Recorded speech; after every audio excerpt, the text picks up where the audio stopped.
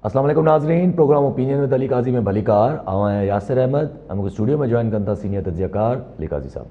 Welcome Ali साहब। Thank you Yasir.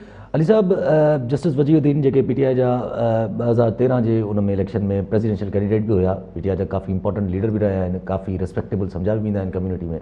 उहे चवनि था त इहो जेको कॉन्सेप्ट आहे त इमरान खान साहब का जेको हिकिड़ो माइंड सेट आहे त इमरान खान साहब जेको आहे उहो दयानतदार है, वो चई इतना सही नहीं है, वो ग़लति है।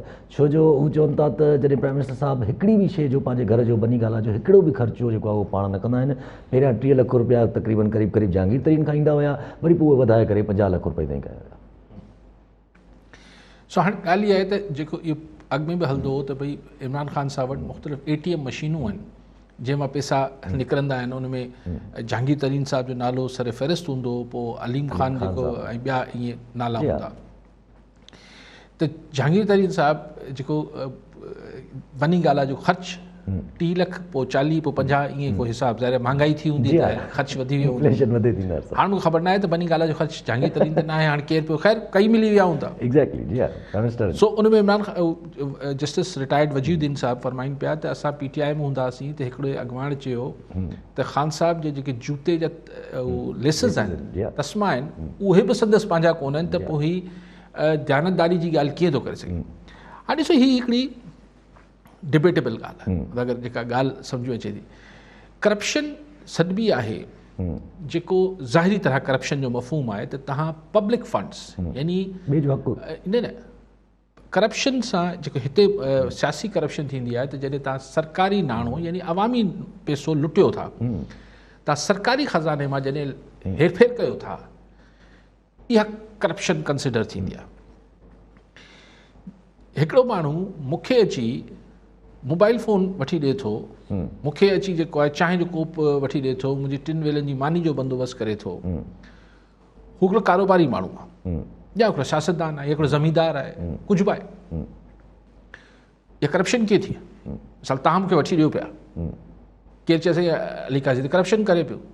भाई यासिर मूंखे पंहिंजी ख़ुशी सां अगरि मूंखे 2 लख रुपया 5 लख रुपए जी शयूं वठी ॾिए पियो या मूंखे महीने जा ख़र्चु ॾिए पियो, ये करप्शन किथां थी आहे? छा यासिर करप्शन? हो यासिर बि गवर्नमेंट में न आहे, हुन महिल जहांगीर तरीन बि गवर्नमेंट में न हो, वॾो सनतकार आहे, ॾे पियो पैसा, हुनजी मर्ज़ी।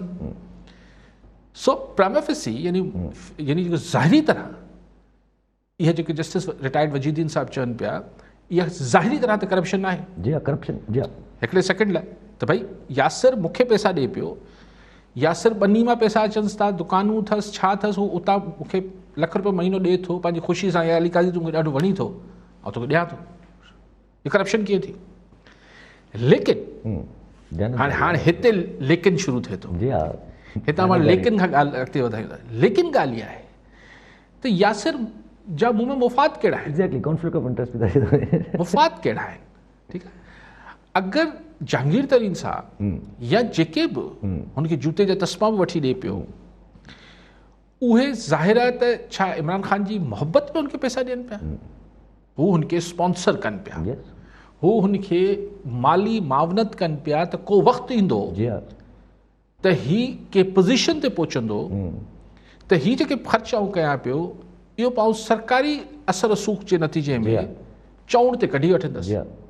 लाइक पॉलिटिकल न, लाइक इन्वेस्टमेंट, त तव्हां हिकिड़ी शइ में सीड़प कंदा आहियो ऐं इन उम्मीद में त को वक़्तु ईंदो जो हितां मिसाल असांजे पाड़े वारे मुल्क में इंडिया में बि थींदो रहियो आहे त ही जेके वॾा इंडस्ट्रियलिस्ट ग्रुप्स हूंदा, टाटा, बरला, पोइ ही अंबानीस, इहे पॉलिटिशियंस में पॉलिटिकल पार्टीज़ में इन्वेस्ट कंदा। पोइ इन्वेस्टमेंट कंदा त पोइ जॾहिं हू पार्टीज़ या हू सियासतदान पावर में ईंदा हुआ त हू चवंदा त भई हाणे असांखे ही टेल्को जो लाइसेंस ॾेई छॾियो, ही स्टील मिल जो लाइसेंस ॾेई छॾियो, ही शुगर मिल जो लाइसेंस ॾेई छॾियो, त पैसा बराबरि थी वेंदा। मूंखे यादि आहे त मोहतरमा शहीद हिते सार्क जे अपोज़िशन लीडर्स जी कराची में हिकिड़ी कॉन्फ्रेंस कई, जंहिंमें हुन ज़माने में इंडिया मां VP सिंह आयो, जेको बाद प्राइम मिनिस्टर पहिरीं थियल हो, उन महिल अपोज़िशन जो अॻुवाणो, बीबी वेठी असां बि हुआसीं त कॉन्फ्रेंस में, त हुन VP सिंह हुन ज़माने में चयो त मूं जहिड़ो माण्हू हिन ख़िते में हुकूमत में अची नथो सघे, छाकाणि त अगरि आऊं जेके इन्वेस्टर्स आहिनि, ये जेके वॾा बिज़नेस ग्रुप्स पंहिंजे मुल्क ॾे इशारो करे पियो, अगरि हुननि खां फंड्स न वठां त आउं इलेक्शन विढ़ण जी पोज़ीशन में ई न आहियां। अमेरिका में भी यही मसला है। ऐं न अमेरिका जी ॿी मिसाल आहे, उते अचां थो। ऐं अगरि वठां थो पैसा त पोइ मूंखे हुनजी ॻाल्हि मञणी पवंदी। ठीकु आहे, अमेरिका में हिन करप्शन खे लीगलाइज़ कयो, उते ही सभु शयूं लीगलाइज़ थी वयूं आहिनि। हिन करप्शन खे हिन लॉबिस्ट जे सॼे फॉर्म में हिकिड़ी लॉबिंग फर्म्स ठाहे करे हिन सॼी ॻाल्हि खे लीगलाइज़ करे छॾियो आहे।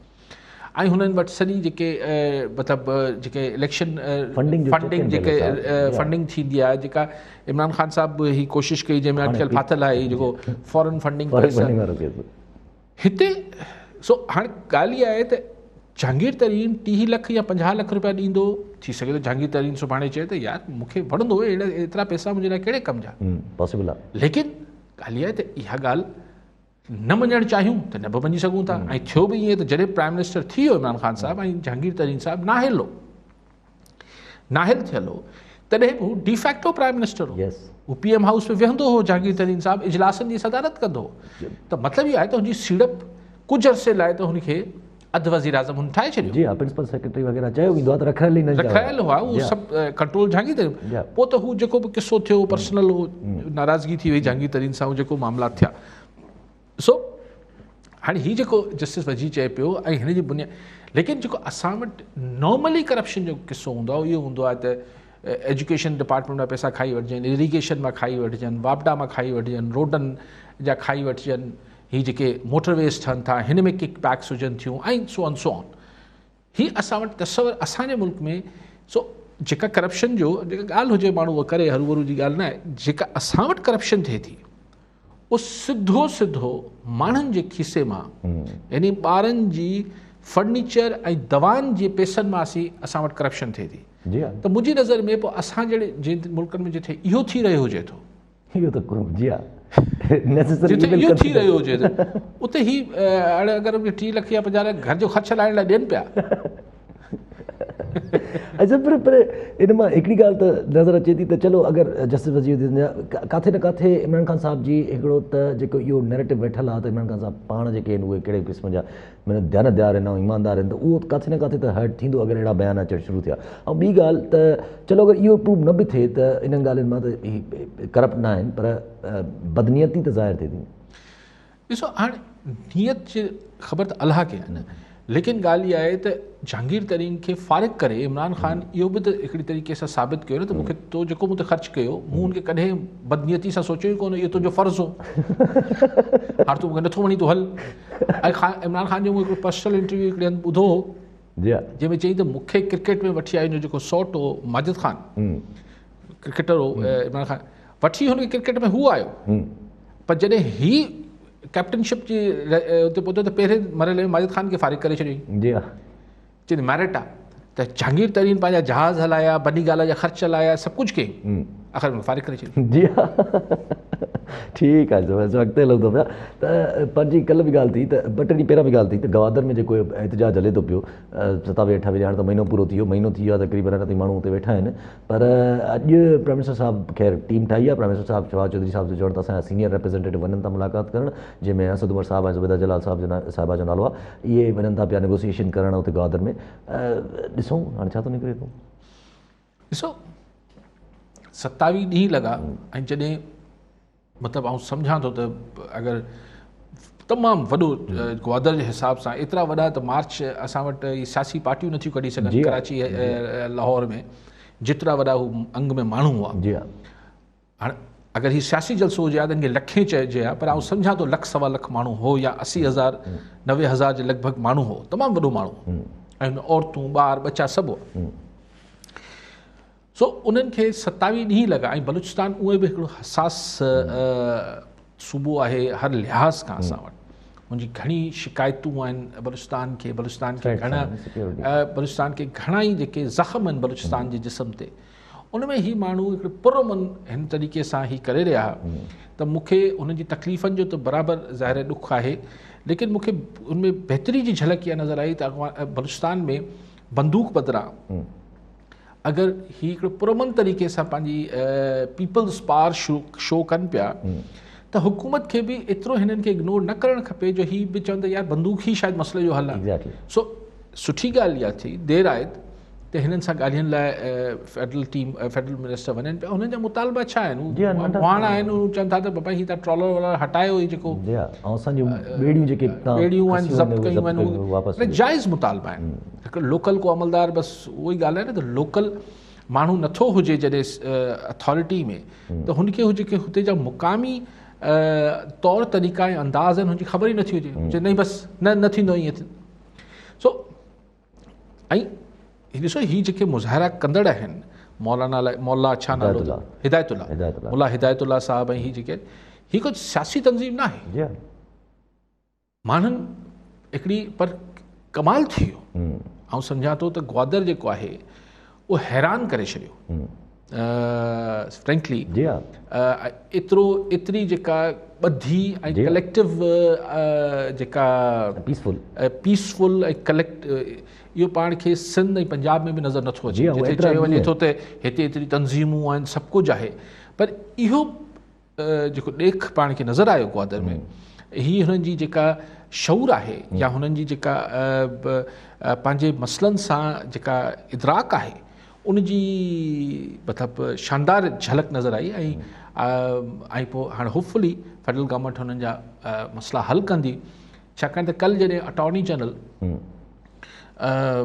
सुप्रीम हाई कोर्ट में चयो, इस्लामाबाद हाई कोर्ट में, त मिसिंग पर्सन्स वारो जेको ऐं मिसिंग पर्सन ॿुधंदे ई पहिरियों ख़्यालु बलूचिस्तान जो अचे थो त मिसिंग पर्सन जो ज़िक्र आयो त हुते अटॉर्नी जनरल इहो चयो त अगरि ही कंहिं ऑर्डर सां या कंहिंसां ही मिसिंग पर्सन्स जो सिलसिलो रुकबो न, 10 लख माण्हू रोडनि ते निकिरी अचनि त पोइ ही बंदि थी वेंदो सिलसिलो।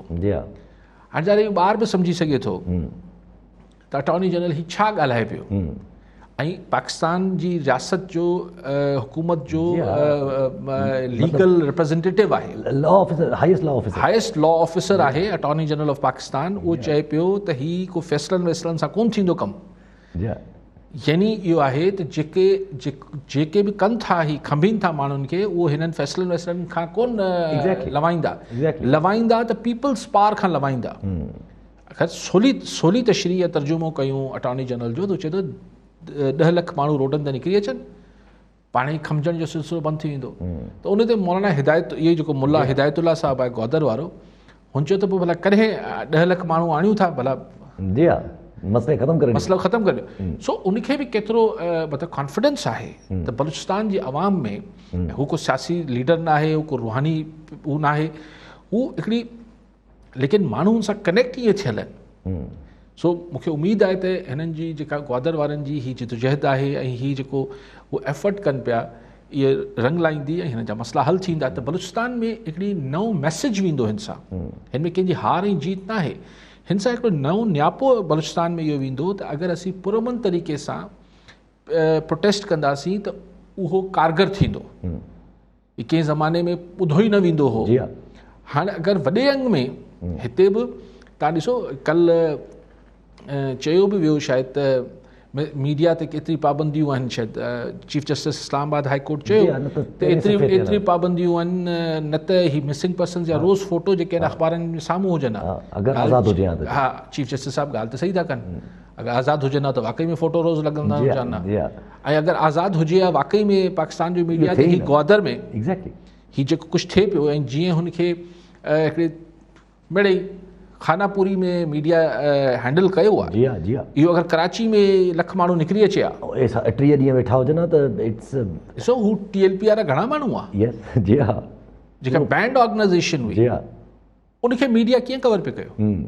ऐं जेको ही ग्वादर जा माण्हू वीचारा हिकिड़े मुल्क जे हिकिड़े कुंड में वेठल माण्हू, पर आई थिंक हिन सां अगरि हिन जा मसइला हल थियनि था त ही हिकिड़ो पॉज़िटिव मैसेज वेंदो बलूचिस्तान में त बंदूक खणण जी ज़रूरत न आहे, पुरमन तरीक़े सां बि मसइला हल थी सघनि। जब ग्वादर जेको आहे उहो हिकु त इन हिसाब सां बि सम्झिजे त हिकु काफ़ी अरसे खां हिकिड़ो इल्ज़ाम बि लॻंदा अचनि था हिन गवर्नमेंट ते त उहो CPEC में जेको आहे उहो थोरो रोले जो शिकार करे छॾिया आहिनि। पंहिंजो एहसन इक़बाल घणा चकर चयो आहे, शायदि खां नवाज़ी साहब चयो आहे त ही वरी ग्वादर में इशू थियो। हाणे त ईअं लॻे थो ॼण CPEC फ़िलहालु ॼण स्टैंड स्टिल आहे। स्टैंड स्टिल त नथा चई सघूं, छाकाणि त गवर्नमेंट चए थी न आहे त पाण बि चऊं था न आहे, छाकाणि पाण खे एतिरी सी पैक जा तफ़सील त कंहिंखे ख़बर कोन्हे हिन मुल्क में, शायदि ई कुझु माण्हुनि खे ख़बर हुजे त एक्चुअल एग्रीमेंट्स छा आहिनि, एक्चुअल मामलात छा आहिनि। सेनेट में बि सबमिट न कराया हो।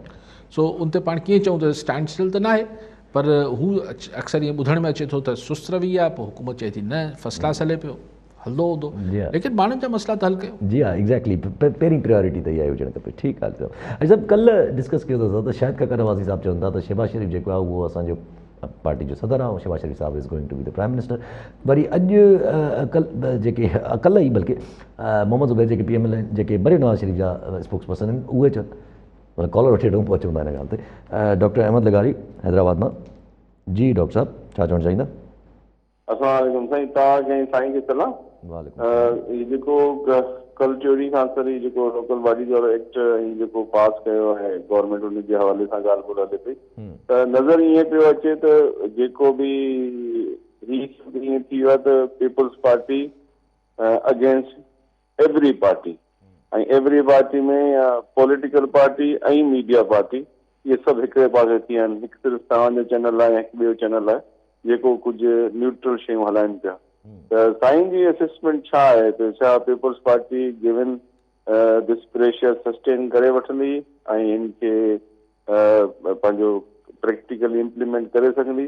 ऐं ॿी साईं खां ॿियो पॉइंट इहो पुछणो त साईं फोर्स ई कीअं थो करे अगरि इहो असांजे सुप्रीम कोर्ट में चैलेंज थो थी वञे या कोर्ट में चैलेंज थो थी वञे, छा प्रोबेबिलिटी आहे इहो कोर्ट स्ट्राइक डाउन करे छॾंदी? ठीकु आहे। जब साईं जी ॻाल्हि सां गॾु रखी छॾियूं त सईद गनी साहब थोरी देरि पहिरियां प्रेस कॉन्फ्रेंस में सईद गनी साहब पॉइंट वाइज़ हिकु हिकु ॻाल्हि सम्झाई त बाबा हिननि जी असां हिन ॻाल्हि ते असां मञियो आहे ऐं कयो आहे असां अमल दरामद। ॿी ॻाल्हि उन्हनि कई त जेके हीअ चवनि था त असां बहस न करायो, ईअं करायो, बिल पास करे छॾियो, असां त चई पोइ बि एक्ट ठाहे छॾियो। पंजाब सरकार त जेको आहे उहो ऑर्डिनेंस ठाहे, ऑर्डिनेंस जे तहत इलेक्शन थी कराए। फेडरल गवर्नमेंट बि जेका इस्लामाबाद में ऑर्डिनेंस जे तहत इलेक्शन थी कराए। ॾिसो ॻाल्हि इहा आहे त peoples Party versus all the parties, doctor साहब जी ॻाल्हि कई।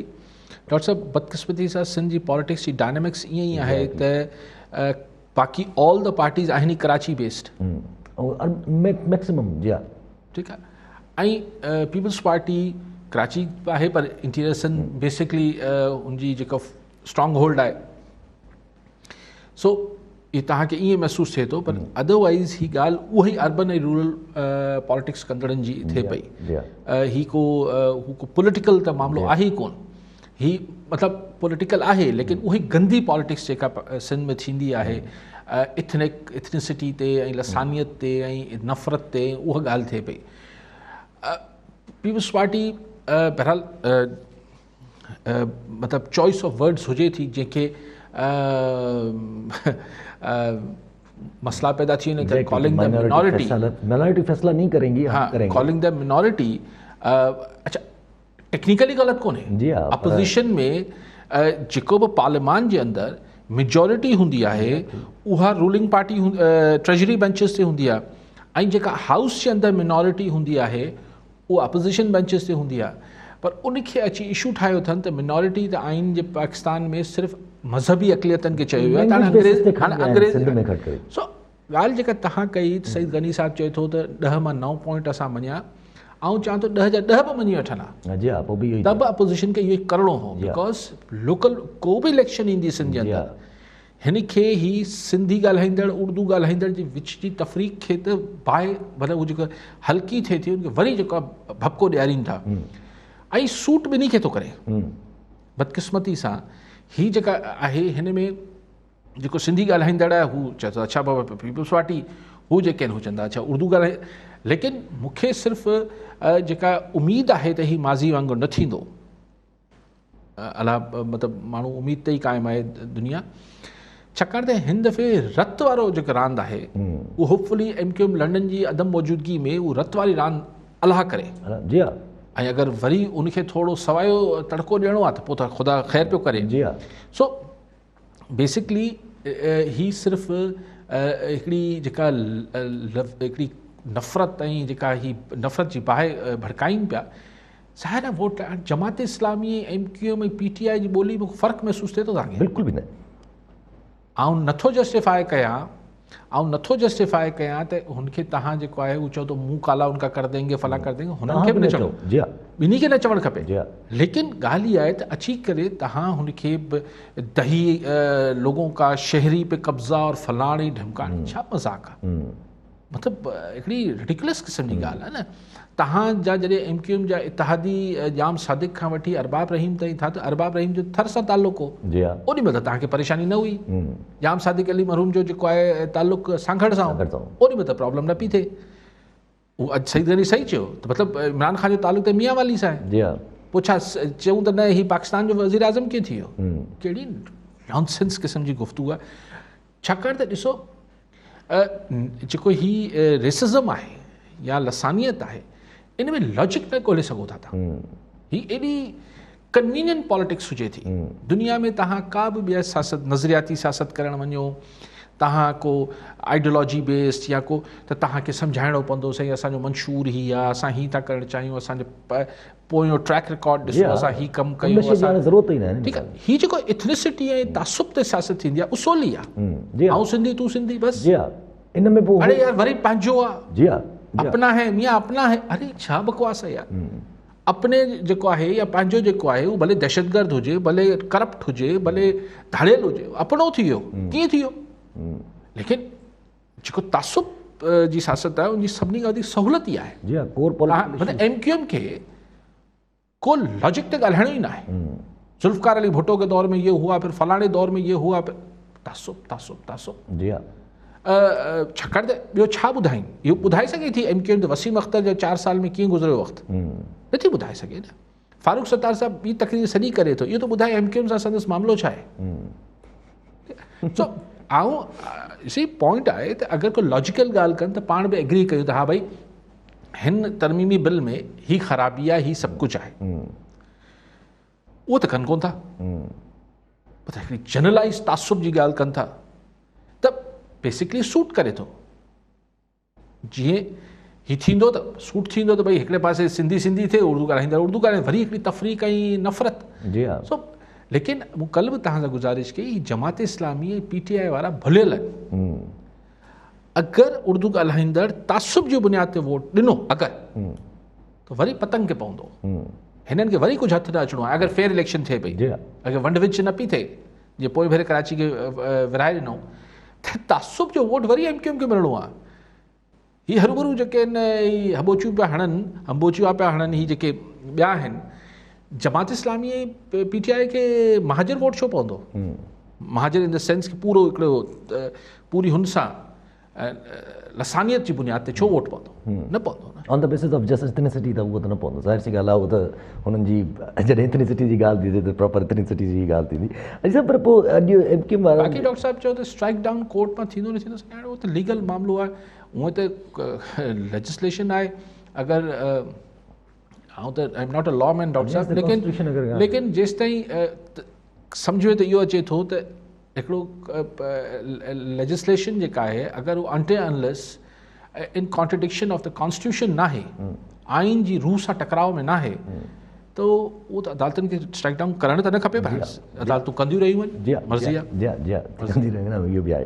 अच्छा, MQM जेको आहे उहो वरी थोरो सवाइ हो, अली मादर शेख साहब बि MQM बि थोरो सवाइ वक़्तु निकिता आहिनि, जिन CM साहब जी जेका उहा स्टेटमेंट हुई, उन स्टेटमेंट खे हिननि तासुब ॾियण जी कोशिशि कई आहे त हू CM साहब जी स्टेटमेंट स्पेसिफिकली रिलेटेड पाकिस्तान न खपे। ॾिसो CM साहब जो इहो जुमिलो जेको आहे त भई असीं पाकिस्तान जो हिसो आहियूं, अहिड़ा हालात पैदा न कया वञनि जो माण्हू कुझु ॿियो सोचणु शुरू कनि। वेल, हिन जी इंटरप्रिटेशन आहे, हिन जी ज़ाहिर MQM खे ऐं PTI खे त इहा ई तशरीह कढणु खपे जेको कढनि पिया। CM साहब वरी या उनजो तर्जुमान वरी ॿी इंटरप्रिटेशन ॾेई सघे थो त भई अलार्म करणु त बहितर ॻाल्हि आहे न। हू शायदि इहा इंटरप्रिटेशन या तशरीह ॾींदा त भई असां त हुबल वतनी में इहा ॻाल्हि कई।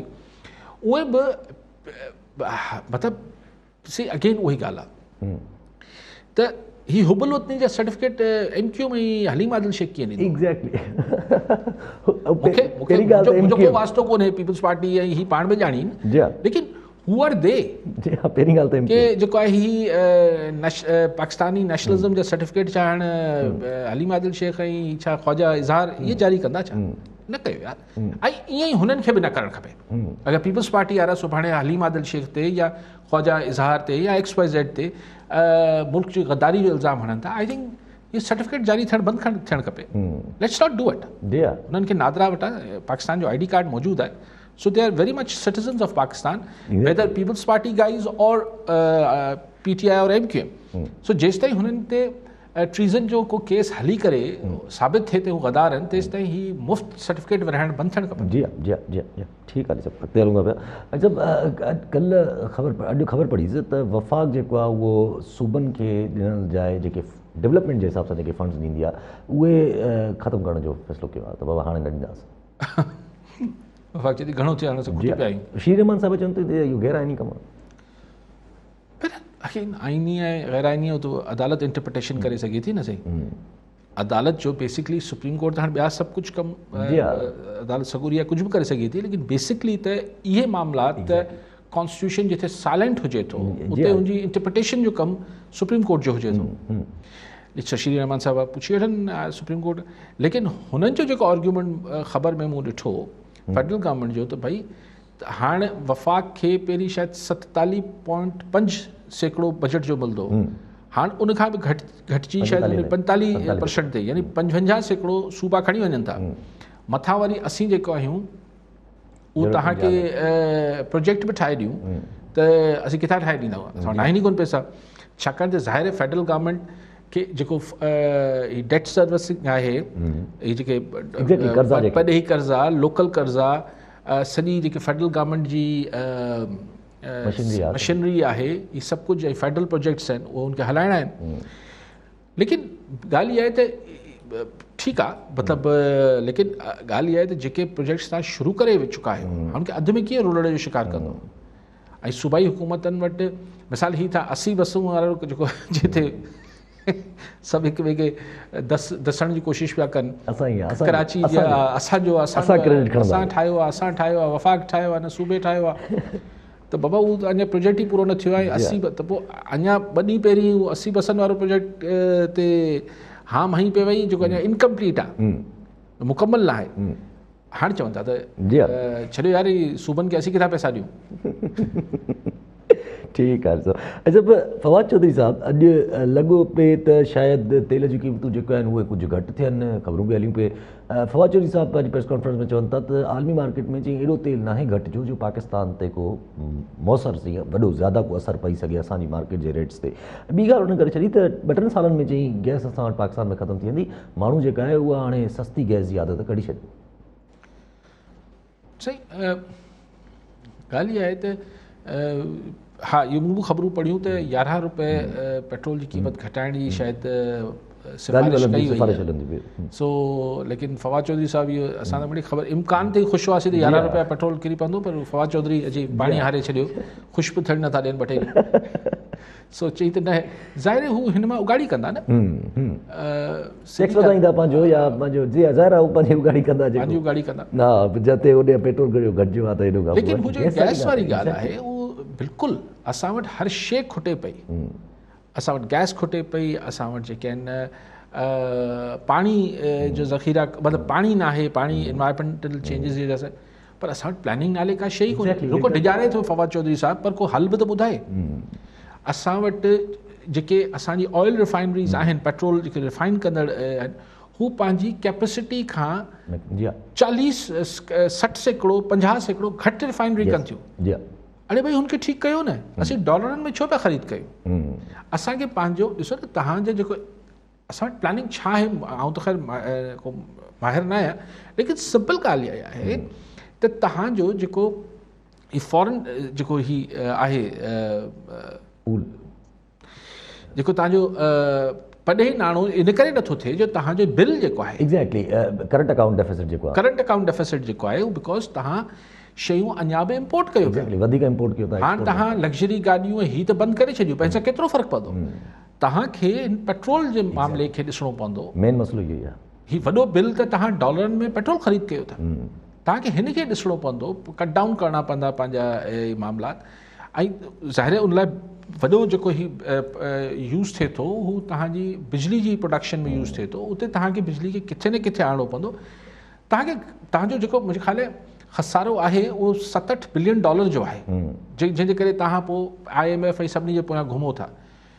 को त ड्रास्टिक एक्शन वठणा हिन सरकार त को बि एनर्जी जो बि को वॾो प्रोजेक्ट का ज़ाहिर न थियो अञा ताईं, कंहिं बि इदारे में को वॾो प्रोजेक्ट ज़ाहिर न थियो। प्रोजेक्ट जो सवाल न आहे यासिर, हाणे त प्लानिंग जी ज़रूरत आहे। एग्जैक्टली हाणे त को तव्हां इहो चई सघो था त न असां वटि को वाटर पॉलिसी अचे पई, न बसि इहो डिॼारे वियो हले वियो 2 सालनि में गैस ख़तम थी वेंदी।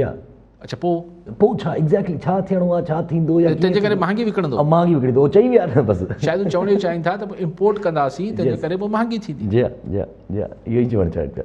ऐं सभु आसमानी ज़रदारी साहिब ते जेको 18 अरब रुपयनि जेका मशकूक ट्रांज़ेक्शन जा केसिस हुआ उहो मनी लॉन्ड्रिंग जे ज़िम्मे में हुया। नैब जेको आहे उहो अॼु अपील में हुई इस्लामाबाद हाई कोर्ट में ज़मानत कैंसिल कराइण में, त हुन में सुवाल कयो वियो त भई तव्हांजे पूरे हिन रेफरेंस में जेको आहे उहो सिर्फ़ु इनकम टैक्स जा मिसाल ॾिनल आहिनि ऐं वेल्थ स्टेटमेंट जूं ॻाल्हियूं थियल आहिनि, त इहो त तव्हांजो डोमेन ई न आहे। त नैब चयो त न भई मनी लॉन्ड्रिंग जो केस आहे ऐं इनकम स्टेटमेंट या वेल्थ स्टेटमेंट लॻाइण असांजो एविडेंस आहे।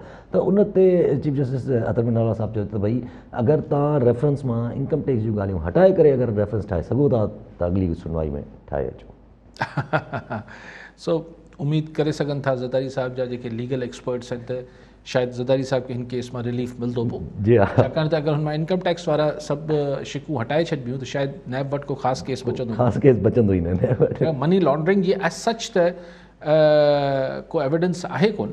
जी हा ठीकु आहे। सभु कॉलर सां गॾु ख़ालिद उजड़ हैदराबाद मां। जी उजड़ साहिबु छा चवणु चाहींदा? अस्सलाम वालेकुम साईं। वालेकुम सलाम। बलदियाती निज़ाम जो जेको मौजूदु आहे जेको सिंध गवर्नमेंट जो ऐं ॿियूं पार्टियूं जेके आहिनि उन ते ॻाल्हाईंदुमि। मुंहिंजो चवण जो मक़सदु आहे त हींअर जेको आहे मुहर आहे कराची ते फोकस कयो पियो वञे, सभिनी जो कराची ते ध्यानु आहे ऐं कराची में हिकु त आबादी वधी वई आहे। हिन गवर्नमेंट जे अचण खां पोइ तक़रीबन पठान अफ़गानी या ॿिया तमामु घणा वधी विया आहिनि।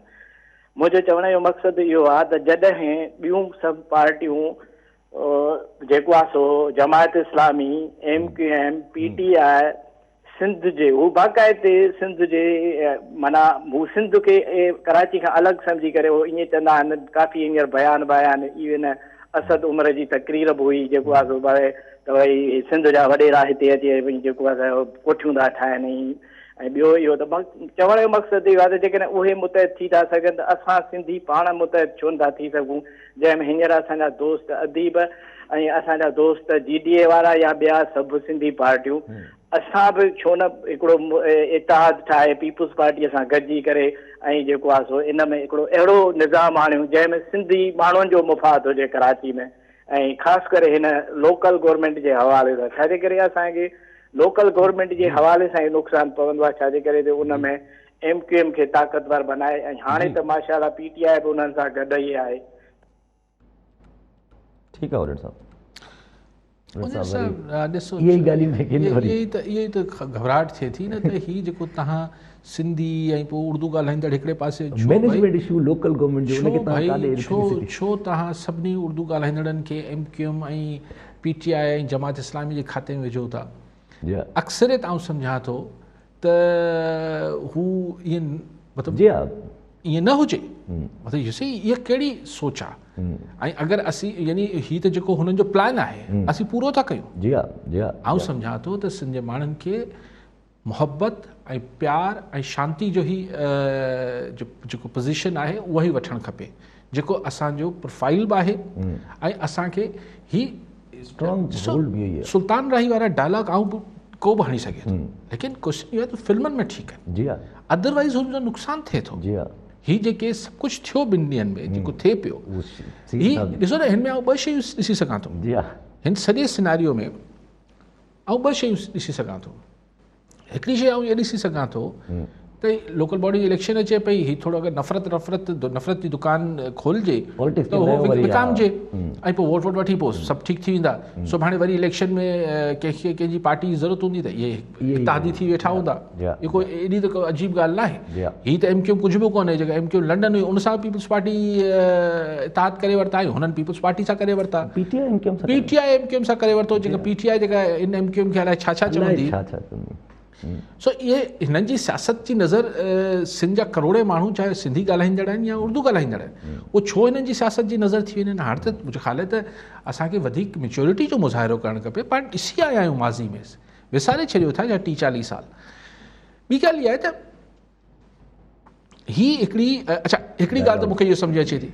ॿी ॻाल्हि इहा आहे त जेको असद उमर चई वियो त सिंध के बारे में वक़्तु आ गया है कि सिंध के बारे में फ़ैसिला करे त माना हीउ सॼो हिकिड़ो माहौल ऐं जवाज़ जोड़ियो पियो वञे को एडमिनिस्ट्रेटिव पॉलिटिकल डिसीशन वठण लाइ जंहिंजी मूंखे PTI सरकार में एतिरो दमख़म नज़र नथो अचे फेडरल में माज़रत सां, लेकिन यू नेवर नो ख़्वाहिशात ख़्वाहिशात कुछ भी थी सघनि थियूं, लेकिन इहा त ही पाण खे सोच न ॼण सां अचणु खपे त असीं हिकु थी वञूं हू हिकु असीं सभु हिकु आहियूं। हू बि सिंध वासी आहिनि ऐं जेको बि सिंध खे पंहिंजी धरती सम्झे थो उहो सिंध जो वासी आहे। ठीकु आहे सर। सर पंहिंजी ॻाल्हि जेको रहिजी वई छो जो कॉलर अची वियो लगाड़ी साहिब जी कॉल अची वई त शाहिद खाकर अब्बासी जेको चयो त शहबाज शरीफ़ साहब प्राइम मिनिस्टर थींदा ऐं शहबाज शरीफ़ साहब ई असांजी पार्टी जा सरबराह आहिनि अगरि असांजो कैंडिडेट कोई प्राइम मिनिस्टर थियो त कल्ह मोहम्मद ज़ुबैर साहब जेके मरियम नवाज़ शरीफ़ जा स्पोक्स पर्सन आहिनि उहे चवनि था त मरियम नवाज़ शरीफ़ जो केस जेको आहे उहो वीक आहे ऐं मरियम नवाज़ शरीफ़ जेका आहे उहा होपफुली इलेक्शन विढ़ंदी ऐं शहबाज शरीफ़ साहब असांजी कैंपेन लीड कंदा। कैंपेन त मुंहिंजे ख़्याल आहे मरियम नवाज़ ही खे लीड करणी पवंदी। कैंपेन त हिकिड़ी ख़ातून आहे उनजो हिकिड़ो वधीक करिश्मा क्रिएट थींदो। शहबाज शरीफ़ जो पंहिंजो असर रसूख़ आहे, लेकिन ॿई लीड कंदा। हीअ ॾिसो ॾाढी दिलचस्प ॻाल्हि थिए पई त हिकिड़ी पार्टी मां यानी उन्हनि इहो त फ़ैसिलो करे वरितो आहे त नवाज़ लीग त पावर में अचे पई। जी हा, जेको मसइलो इहो रहिजी वियो आहे त वज़ीर आज़म कंहिंखे ठाहियूं। जी हा, इहो बि ॾिसो हिकिड़ो साइकोलॉजिकल गेम हुजे एग्ज़ैक्टली। जी हा, जी हा, त मासिस खे ॿुधाइण त बाबा इहो त बसि थी इहो त ॻाल्हि ई न आहे, इहो बहस ई न आहे त नवाज़ लीग न खटंदी। जी हा, इहो को बहस ई न आहे, इहो बहस ई न आहे। ऐं जेतोणीकि पाण बि हिन ख़्याल जो आहे त पंजाब में उहो अक्सियत हासिलु कंदा नवाज़, लेकिन तव्हां भई आउं त हिकिड़ो न्यूट्रल माण्हू मुंहिंजो त वास्तो कोन्हे हुननि सां, हू कीअं पिया गेम कनि। ओहो पार्टी त खटे वई, हाणे रुॻो वॾी ॻाल्हि हिते नुक़्ते ते बीठल आहे शहबाज शरीफ़ प्राइम मिनिस्टर थींदो या मरियम नवाज़ प्राइम मिनिस्टर थींदी आहे। वाह वाह, बाक़ी किथे आहिनि। अच्छा सो लेकिन आउं सम्झां थो त ही ॿई भले शाहिद खाकान अब्बासी चई वठे या मोहम्मद ज़ुबैर चई वठे, फ़ैसिलो त नवाज़ शरीफ़ कंदो ऐं नवाज़ शरीफ़ लास्ट मिनट ते ॿुधाईंदो, मतिलबु लास्ट मिनट ताईं हू शयुनि खे असेस कंदो, कैलकुलेट कंदो। ॾिसण में ईअं आस्ते ॻाल्हाए थो ही करे थो, पर यार ज़ाउलत जे ज़माने 79 खां हिन पावर शायदि 75 खां बेसिकली सीएम शायदि मूंखे 75 न सीएम त 85 में थियो नॉन पार्टी बेसिस ते, पर ही वज़ीर थियणु क्रिकेट लाइ बहरहाल वज़ीर थियो 79-80 खां ई सियासत। त यार अगरि 80 खां बि पाण ॿधूं त 42 साल थी विया, एॾो सादो बि कोन्हे न। जी हा, ऑब्वियसली हिन पोज़ीशन ते वेठो आहे। जी हा, पर हिकिड़ी नंढी पॉइंट आहे न त मरियम नवाज़ शरीफ़ जो छा थो थिए बेसिकली अपील जो फ़ैसिलो जेको हुननि जी सज़ा जे ख़िलाफ़ु अपील आहे, अञा मुद्दो इहो त अटकियल आहे। आउं नथो सम्झां थो त नुक़्तो हिते अटकियल आहे त हुननि सां मामलात छा थींदा। जी हा, हुननि सां मामलात जीअं थींदा, अगरि त रासपो थी वियो त पोइ बाक़ी रंडकू पाणे हटिजी वेंदो। रासपो मोर प्रोबेबली शहबाज शरीफ़ ते ई थींदो। मोर प्रोबेबली शहबाज शरीफ़ ते ई थींदो रासपो। ॾिसो अगरि नवाज़ लीग सां रासपो आहे त मरियम नवाज़ खे घटि में घटि नेशनल असेंबली में त वञणु ॾींदा न। जी हा, जी हा, इन ते ई मुंहिंजे ख़्याल में जेको अटकिया बीठा हूंदा, जेको नवाज़ शरीफ़ ज़ोर लॻायो मूंखे कुझु हल्कनि जो मूंखे ॿुधायो बि इहे आहे नवाज़ लीग वारनि, त हुनजो आहे त भई मुंहिंजी धीउ खे रिलीफ ॾियो, हुनखे सियासत में एंट्री में मूंखे भले ॿाहिरि रखो। जेको मूंखे कंहिं ॿुधायो त नवाज़ शरीफ़ जो चवणु आहे त भई मूंखे भले तव्हां ॿाहिरि रखो, मुंहिंजी धीउ जा तव्हां दाख़िला त बैन नथा रखी सघो। त पोइ प्राइम मिनिस्टर जेको आहे उहो थिए थी नथी थिए, प्राइम मिनिस्टर शहबाज शरीफ़ वक़्ती तरह थी वञे थो, मरियम जी अञा एतिरी उमिरि कोन्हे, मे बी नेक्स्ट टाइम थी सघे थी, लेकिन उहो चए थो नाहिल करे जेको तव्हां सियासत खां ॿाहिरि रखो था इहो इन ते कॉम्प्रोमाइज़ न आहे। लेकिन अगरि सो बेसिकली शहबाज शरीफ़ बि हाणे उमिरि में आहे, सो नवाज़ शरीफ़ एतिरो आसानी सां पंहिंजी धीउ खे आउट न थियणु ॾींदो, मुंहिंजो जेको ज़ाती ख़्यालु आहे। किथे हिसो वठी ठीकु आहे वरी महिरबानी सभु नाज़रीन, अॼु जे प्रोग्राम जो वक़्तु पूरो थियो, वरी मिलंदा ईंदड़ प्रोग्राम में। दुआनि में